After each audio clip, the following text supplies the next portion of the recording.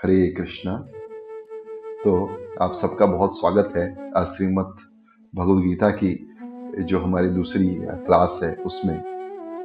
तो आज अभी तक हमने देखा पहले क्लास में कि भगवद गीता किस तरीके से प्रमाणिक है और महाभारत में भी उसका जो है हमको संदर्भ मिलता है। उसके साथ ही साथ हमने देखा कि अनेक पुराणों में और अपने उपनिषद हैं, वेद हैं, उनके मंत्रों में भी जो है पुराणों के बारे में, महाभारत इतिहास के बारे में और बताया गया है और उनको जो है पंचम वेद कहा गया है। हाँ। अब हम लोग आज भगवद गीता के बारे में जानेंगे। भगवद गीता में 18 अध्याय हैं और 700 श्लोक हैं, जिसमें से भगवान कृष्ण के द्वारा 583 श्लोक कहे गए हैं और लगभग 80-90 श्लोक जो हैं अर्जुन के द्वारा कहे गए हैं और एक श्लोक जो है वो धृतराष्ट्र जी के द्वारा कहा गया है, प्रथम श्लोक जो है भगवद गीता का। तो भगवान इस भगवद गीता में जो 18 अध्याय है, पहले के 6 अध्यायों में कर्म योग के बारे में बताते हैं, बीच के 6 अध्यायों में भक्ति योग के बारे में और लास्ट के जो अंतिम 6 अध्याय हैं उसमें ज्ञान योग के बारे में भगवान बताते हैं। और भगवान कृष्ण अर्जुन को यह उपदेश सुनाते हैं। तो क्या जो है उसके पीछे का पूरा दृश्य है वो जो है हम लोग आगे आने वाली कक्षाओं में समझेंगे और किस तरीके से प्रैक्टिकली हम अपने जीवन में उन जो बातों को उतार सकते हैं उनको हम देखेंगे। तो आज सबसे पहले हम लोग जो है भगवद गीता में जो है ओवरव्यू लेते हैं कि अन्य अन्य जो अपने जितने ये अपने श्लोक हैं और जो क्रोनोलॉजी है उसकी संदर्भ जो चला आ रहा है भगवद गीता में उसको जानेंगे। तो भगवद गीता आज से 5000 साल पहले लगभग भगवान कृष्ण ने अर्जुन को कुरुक्षेत्र, जो वृंदावन यहाँ से 3-4 घंटे की दूरी पे है, 200-250 किलोमीटर की दूरी पे है, वहां पे सुनाया था। और अर्जुन को भगवान कृष्ण ने और अर्जुन के मन में जो भी संशय थे, जो भी जीवात्मा के मन में संशय है, भगवान अर्जुन के संशय के माध्यम से उन सारे संशयों को दूर कर देते। देखिए कितनी अद्भुत बात है कि भगवान का भक्त जो है संशय करता है, उस संशय के माध्यम से भगवान पूरा संशय ही मिटा डालते हैं जीव का।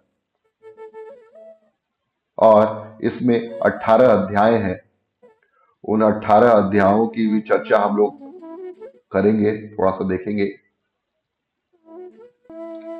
तो यहाँ पे आप लोग देखिए कि सबसे पहला जो उन्होंने बताया, जो अध्याय बताया, वह जो है कुरुक्षेत्र में भगवान ने जो लीला की थी उसमें बताया सबसे पहला जो योग है वो है सैन्य दर्शन। सबसे पहला जो अध्याय है वो सैन्य दर्शन बोलते हैं और विषाद योग भी बोलते हैं, क्योंकि अर्जुन को जो है विषाद हुआ। आधे अध्याय में जो है अर्जुन जो है सैन्य दर्शन करता है और आधे अध्याय में जो है अर्जुन जी को जो है विषाद हो जाता है सैन्य दर्शन करने के तुरंत बाद ही।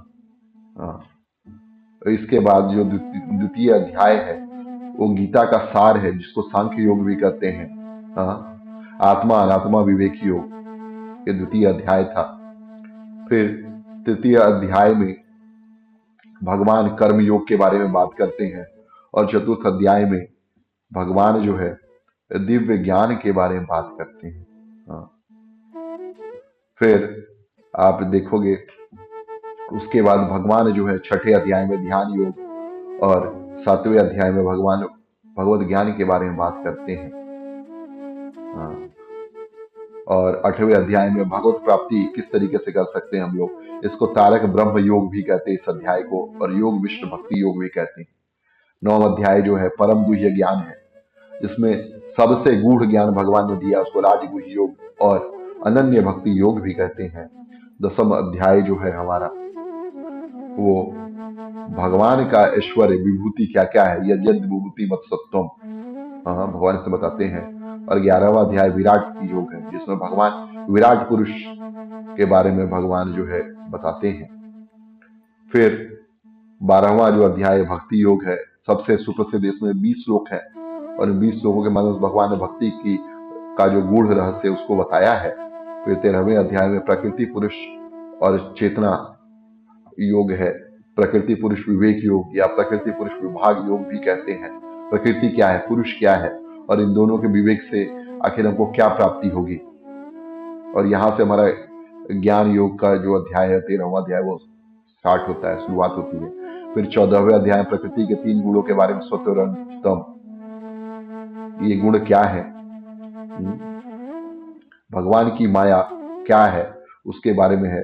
और 15वां पुरुषोत्तम योग, भगवान जो है वो कौन है, किस तरीके से उनके साथ हमारा संयोग हो सकता है। फिर 16वें अध्याय में बताया गया है दैवी और असुरी संपत्ति जो है वो क्या है, वो स्वभाव कैसा है, उनके बारे में चर्चा है। फिर जो है आप 17वें अध्याय में आप देखेंगे कि व्यक्ति जीवन में जो श्रद्धा करता है, वो श्रद्धा उसका प्रकार क्या है। और फिर 18वें अध्याय में हम लोग देखेंगे कि जो मोक्ष योग है, प्रपत्ति योग, उसके बारे में भगवान बताते हैं कि किस तरीके से हम लोग कार्यों को करते हुए भी जो है इस जीव जंजाल में कभी नहीं बंधेंगे, और हमको कोई जो है कोई भी समस्याएं बाधित नहीं करेंगी। इस तरीके से जो है भगवान जो है समझाते हैं, बताते हैं। और जब ये ज्ञान हमको हो जाता है तब वास्तविक आनंद की प्राप्ति होती है। वास्तविकता में जो जीवन हमको मिला हुआ है भगवत प्राप्ति के लिए मिला हुआ है। हाँ, हम घर गृहस्थी देखने में या हम जो है सांसारिक प्रपंचों में अपना जीवन व्यतीत कर देते हैं। Socialism, communism, Marxism, BJP, Congress, आम आदमी पार्टी, समाजवादी पार्टी, समाजवाद और बहुजन समाजवादी पार्टी, बसपा, ये पार्टियां बना के इज्म, सोशलिज्म बना, कम्युनिज्म बना करके, कैपिटलिज्म, ये सब इज्म बना करके हम अपने जीवन का जो है सर्वनाश कर रहे हैं। इसलिए तुलसीदास ठाकुर कहते हैं, मनुष्य जन्म पाया राधा कृष्णा न बचिया, जानिया सुनिया विष खाई। जानते सुनते हुए भी कोई व्यक्ति अगर विष खा रहा है तो वो ऐसे ही मनुष्य है जो अपने मनुष्य जन्म को जो निरर्थक कर रहे हैं। मनुष्य जीवन का जो उद्देश्य है उसकी पूर्ति ना करना ही आत्महत्या करने के समान। व्यक्ति को भौतिक जीवन जब मिलता है, संसार की प्राप्ति होती है, तो उसको हर समय भगवत भक्ति में अपना जीवन बिताना चाहिए। हाँ, अब देखिए इस जो अपना भगवत गीता है, इसकी शुरुआत कहाँ से होती है। भीष्म पर्व में जब वेद व्यास जी आते हैं धृतराष्ट्र के पास और कहते हैं कि आप जो है इस युद्ध को रोक दीजिए, लेकिन धृतराष्ट्र बोलते हैं ये तो होनी का है लिखा हुआ विधान, कौन इसको टाल सकता है। जबकि धृतराष्ट्र कर सकते थे लेकिन उन्होंने नहीं किया। हाँ, कई बार हम अपने कर्म करते हैं, गलत काम करते हैं और उनका ठीकरा जो है भगवान के ऊपर मढ़ देते हैं। हाँ, हमारे हाथ में जो चीजें हम वो नहीं करते और अपने मन की करते हैं, फिर भगवान जो नियम बनाए उसके अनुसार वो फल मिलता है तो हम विधि को दोष देते हैं। हाँ, तो वहां पर जो वेद व्यास जी हैं धृतराष्ट्र जी को कहते हैं और धृतराष्ट्र जी जो है बोलते हैं कि अब कौन रोक सकता है, इसलिए जो है आप कृपा करके आप प्रस्थान कीजिए। लेकिन वेद व्यास जी कहते हैं कि ठीक है, कम से कम तुम महाभारत का युद्ध देखना चाहते हो, देख सकते हो, हमारे मन में अभिलाषा है। तो धृतराष्ट्र ने बोला कि हम तो पूरी जिंदगी अंधे बने रहे, आज भी अंधे हैं, और अंदर और बाहर दोनों तरफ से अंधे हैं। आंख, बाहर से आंख हमारी जो है उससे हमको दिखाई नहीं देता, और अंदर से हमारी विवेक की जो आंख है, बुद्धि है, वो भी शून्य हो गई है। इसलिए आप जो है कृपा करके प्रस्थान कीजिए। तो ये वेद व्यास जी कहते हैं कि चिंता मत करो, मैं जो है यह दृष्टि जो है संजय को दे देता हूं। और संजय को दृष्टि उन्होंने कैसे दिव्य दृष्टि दी? प्रकाशम वा दिवा वा यदि वानिशी मनसा चिंतितमपि सर्वं वेत्स्यति संजय। अरे, जो दिख रहा हो, जो ना दिख रहा हो, दिन हो या रात हो, मन में चिंता किया हुआ बात जो भी हो, सर्व जो बात जो है वो संजय को जो है प्राप्त हो जाएगा। आप चिंता मत कीजिए। हाँ, उनकी दृष्टि को कोई रोक नहीं सकता है। इस तरीके से संजय को आशीर्वाद देकर के चले जाते हैं। संजय जब युद्ध स्थल पर जाते हैं, 10 दिन युद्ध होता है, भीष्म पितामह मारे जाते हैं और 10 दिन के बाद संजय आते हैं धृतराष्ट्र के पास। तब धृतराष्ट्र जो है प्रथम अध्याय के, भगवद गीता के प्रथम अध्याय के प्रथम श्लोक में जो है ये प्रश्न करते हैं, धर्म क्षेत्रे कुरुक्षेत्रे सामवेतायुत्सवः मामका पांडवाश्चैव किम अकुर्वत संजय।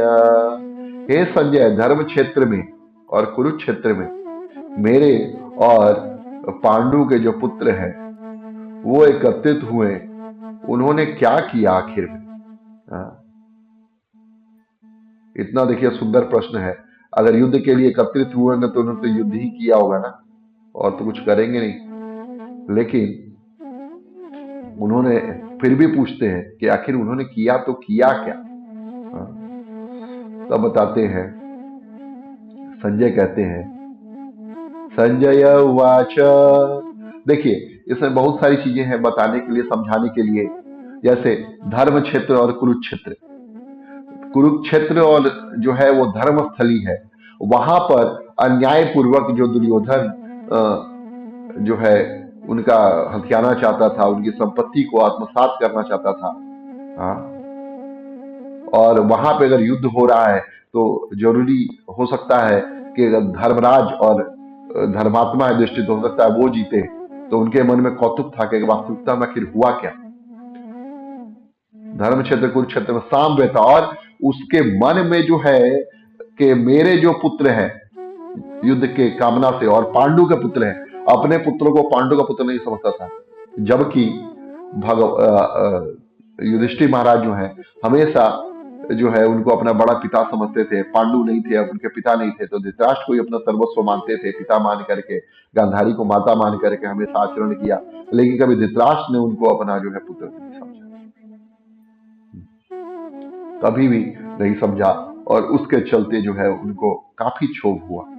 अंत में देखिए, अंत समय जो है उनको पछताना पड़ा। हाँ,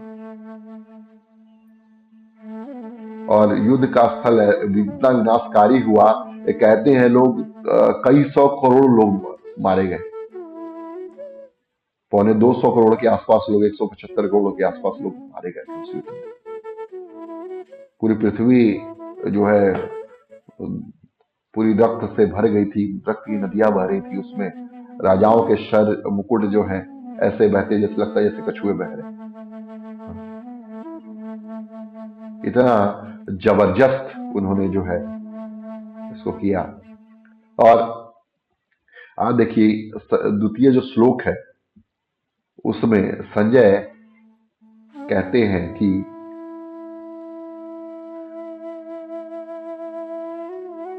दृष्ट्वा तु पांडवानीकं गुडं दुर्योधनस्तदा आचार्यमुपसंगम्य राजा वचन अब्रवीत। संजय के पांडवों के सेना को देख करके, उनके व्यूह रचना को देख करके आचार्य द्रोणाचार्य के पास गए दुर्योधन, और राजा वचन अब्र, यहाँ दुर्योधन को राजा बोल करके संजय जो है संबोधित करते हैं। दुर्योधन अभी राजा नहीं हुआ है, फिर भी वहां राजा बोल रहे हैं। क्यों? ताकि दुर्योधन के जो पिताजी हैं धृतराष्ट्र, उनको थोड़ा सा सुख मिले, कहा हाँ अब ये विराज नहीं, राजा हो गया, अब तो युद्ध के बाद राजा बनने ही वाला है। लेकिन धीरे धीरे जैसे जैसे हम आगे बढ़ेंगे, संजय देखेंगे कि संजय किस तरीके से भगवान और कृष्ण के संवाद को सुनाया जा रहा है, और धीरे धीरे लास्ट में जाकर के बताएगा कि जहाँ पे अर्जुन है और भगवान कृष्ण है वहीं पे विजय है, श्री है, और निश्चित ये मेरा मत है। आप चिंता मत कीजिए महाराज, आपका जो भी जो कार्यक्रम है वो सफल नहीं हो पाएगा। इस तरीके से जो है समझाते हैं। इसके बाद भगवान आगे बढ़ते हैं और फिर तृतीय अध्याय में जो है दुर्योधन जाता है उनके पास, आचार्य के पास, और कहता है पश्यताम पांडुपुत्राणाम आचार्यम महतिम चमूढ़ाम द्रुपद पुत्रेण तव शिष्येण धीमता। आप देखिए अर्जुन, यहाँ समस्या क्या आ रही है। अर्जुन जो है आचार्य के पास जाकर उनका उपहास उड़ाता है, बोलता है कि आपका जो शिष्य है धृष्टद्युम्न, वो जो है व्यूह सजा करके बैठा हुआ है और इतना जबरदस्त उसकी सैन्य प्रशिक्षण है, आपकी कृपा से है, आपके शिष्य की बुद्धिमता है। जो ये धृष्टद्युम्न है, ये वास्तविकता में द्रुपद का पुत्र है, और द्रुपद की जब बेइज्जती हुई थी, उनका तिरस्कार हुआ था पांडवों के द्वारा, तब उन्होंने तपस्या की थी और हवन किया। हवन कुंड में जो है अग्नि में द्रौपदी और धृष्टद्युम्न ये दोनों प्रकट हुए, और उन्होंने प्रकट इसलिए किया था कि द्रोणाचार्य का ये वध कर सके, और धृष्टद्युम्न जो है द्रोणाचार्य का वध का कारण बनता है फिर बाद में। और वही धृष्टद्युम्न को जब विद्या सीखनी थी तो वह आचार्य जो है द्रोण के पास आता है और द्रोणाचार्य उसको सिखाते हैं। आप देखिए पहले के लोग कहते थे कि ब्राह्मण जो है सिर्फ अपने पैसे के लिए कार्य करता है, लेकिन देखिए उनको पता था कि धृष्टद्युम्न उनके मृत्यु कारण बनेंगे, लेकिन आचार्य जो द्रोण थे, द्रोणाचार्य, उन्होंने सिखाया, उनको सारी विद्याएं सिखाई, या जानते हुए भी। हाँ, कितना अद्भुत है नहीं कि कितने ब्राह्मण जो थे कितने उदार चिंतक थे, और हमारी जो व्याख्याएं की गई हैं, हमको गलत सलत जो बताया गया है वो इसी कारण से बताया गया है, ताकि हम जो है उसको जो है ब्राह्मणों का तिरस्कार करें, वेदों के प्रति हमारी अरुचि घट जाए, रुचि जो है हमारी वो खत्म हो जाए, वेदों तिरस्कार करें, वेदों श्रद्धा हट जाए, क्योंकि ब्राह्मण गलत कर रहे हैं, वेद पढ़ने क्या फायदा जब ब्राह्मण ही गलत कर रहे हैं।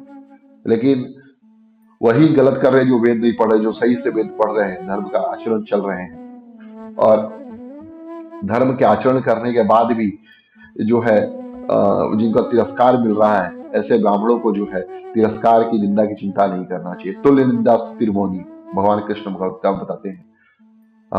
स्तुति में अगर आपकी बड़ाई हो रही हो या अपमान हो रहा हो, आपको जो है तुल्य रहना चाहिए, आपके संभाव रखना चाहिए।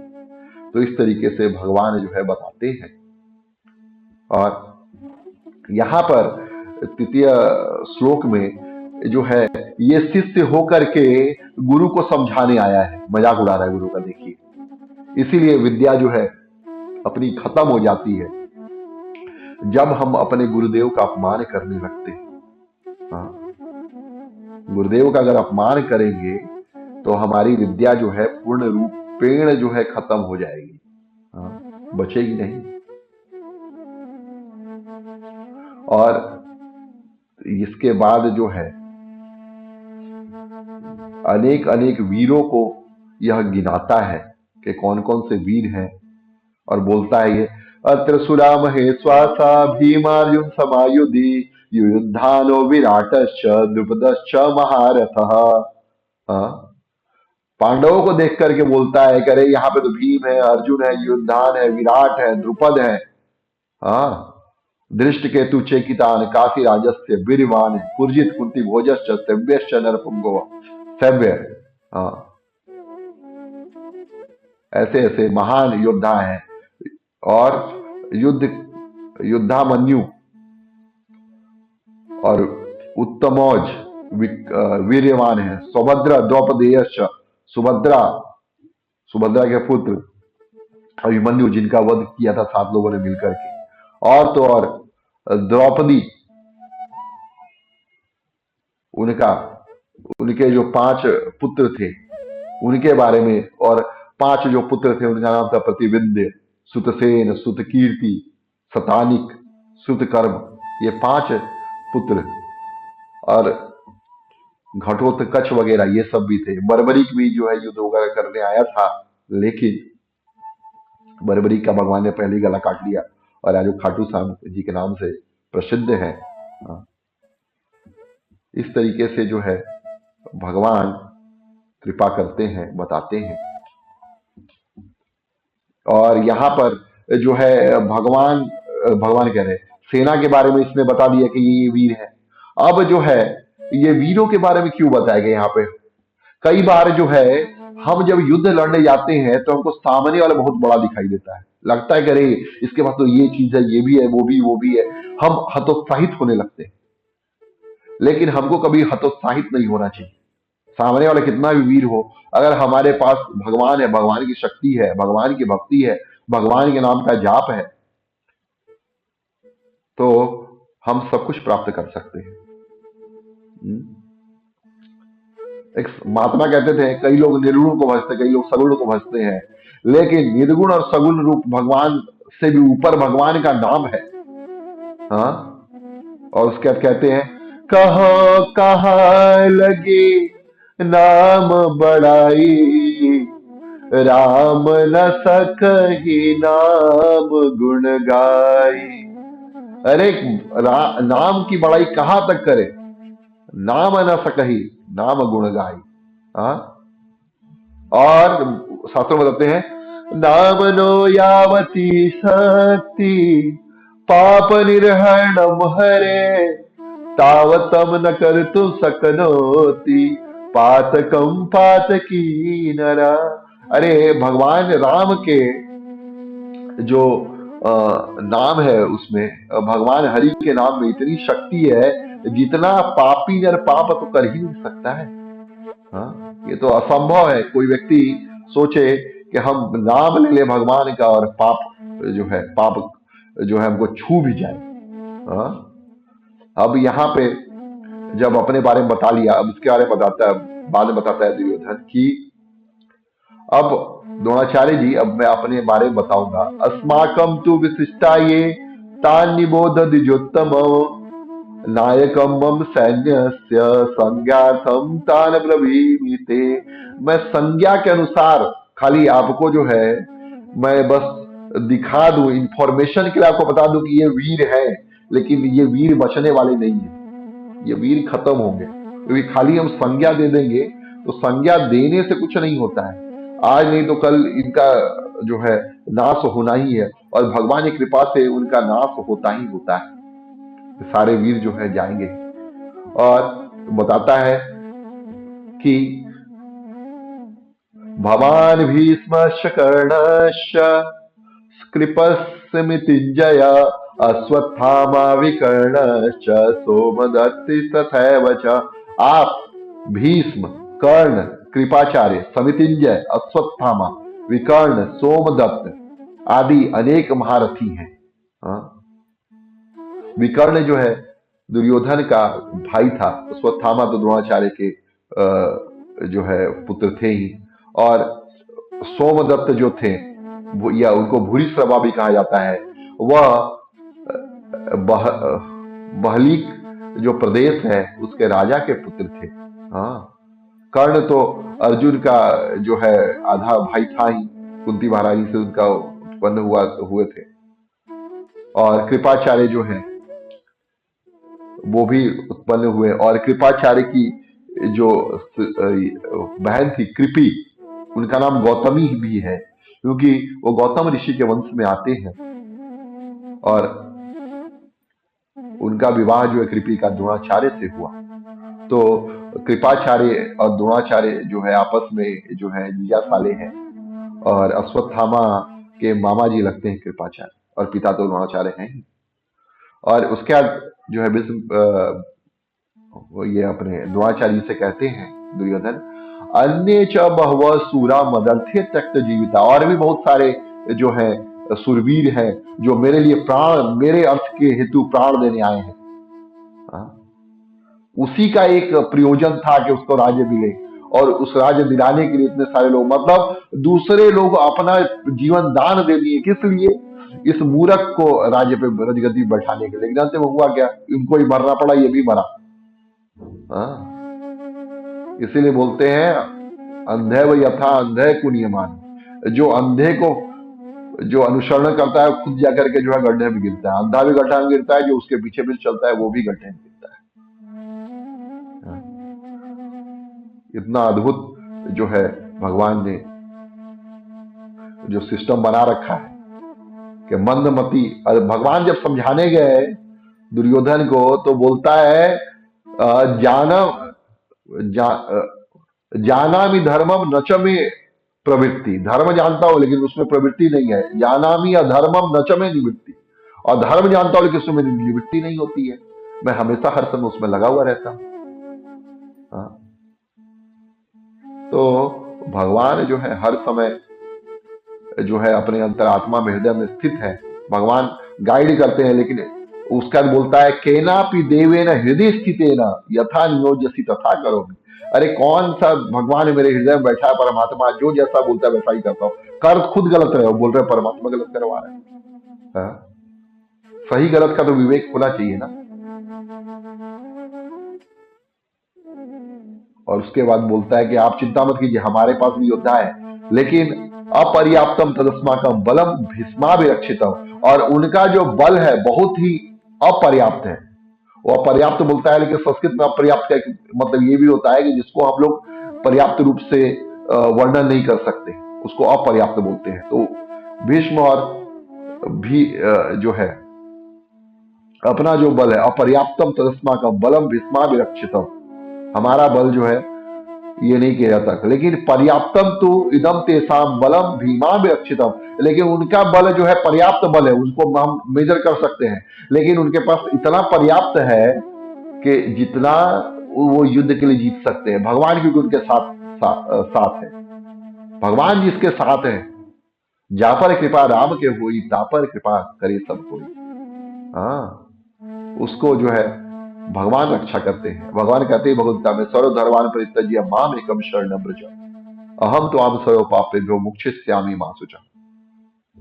तुम चिंता मत करो अर्जुन, सारे धर्मों को परित्याग करके तुम मेरी शरण में आओ और मैं तुम्हारे जो सारे पाप है उनसे उनको बचा लूंगा, तुम चिंता मत करो। इस तरीके से जो है बताते हैं, समझाते हैं। और अर्जुन यहाँ पे बता देता है कि दोनों के बीच में कौन कौन सा युद्ध है।